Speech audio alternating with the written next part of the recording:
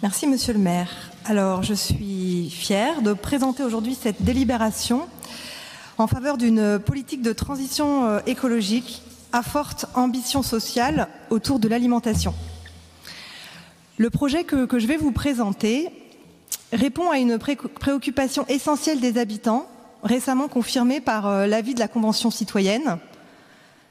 L'accès à une alimentation locale, saine, de saison, accessible à toutes et à tous, occupe une part centrale dans nos vies. Elle est aussi un marqueur fort, souvent invisible, des inégalités sociales. Pour travailler sur le droit à l'alimentation accessible à toutes et à tous, nous créons de nouveaux lieux de vie dans 2 quartiers prioritaires de la ville. Ce seront des fermes urbaines adossées à des espaces de rencontre dédiés au bien manger et que nous appelons les quartiers du goût, des QG dédiés à l'alimentation. Ces 2 expérimentations sont lancées pour une période de 4 ans et portées par 2 associations qui sont très actives dans leur quartier. Au Grand Parc, donc, ce sera l'entreprise à but d'emploi EBE Grand Parc qui est créée dans le cadre du dispositif Territoire Zéro Chômeur Longue Durée. Et donc, elle installera son projet de maraîchage en insertion. Elle intervient déjà en lien avec les autres associations qui sont présentes sur le quartier, comme le centre social GP Intensité, l'épicerie solidaire Local Attitude, la cantine Le Petit Parc ou encore la Miam, sur un terrain de 3500 m² environ, situé entre le centre social et les jardins partagés. Ce projet permettra de compléter et diversifier l'offre d'activités au profit des habitants du quartier, privés d'emploi de manière durable.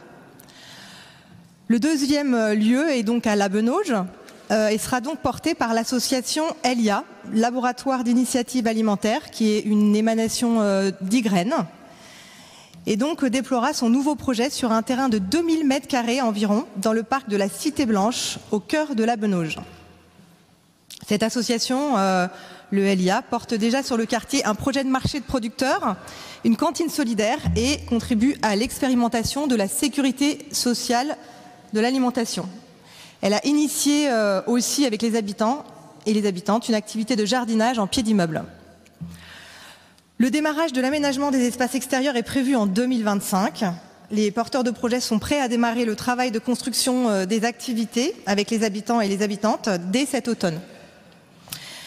Dans ces lieux, place de village, l'idée c'est de faire pousser des fruits et légumes au cœur des quartiers, mais aussi d'apprendre à faire la cuisine ensemble. Notre ambition, c'est d'installer un endroit où les habitants et les habitantes peuvent avoir accès facilement à des produits locaux de qualité. Ces QG futurs viennent aussi répondre à la demande d'avoir des endroits conviviaux pour se rencontrer en extérieur dans nos quartiers. Nous voulons ouvrir des espaces d'apprentissage autour d'une alimentation qui serait bonne pour soi, pour les producteurs, les productrices et pour la planète.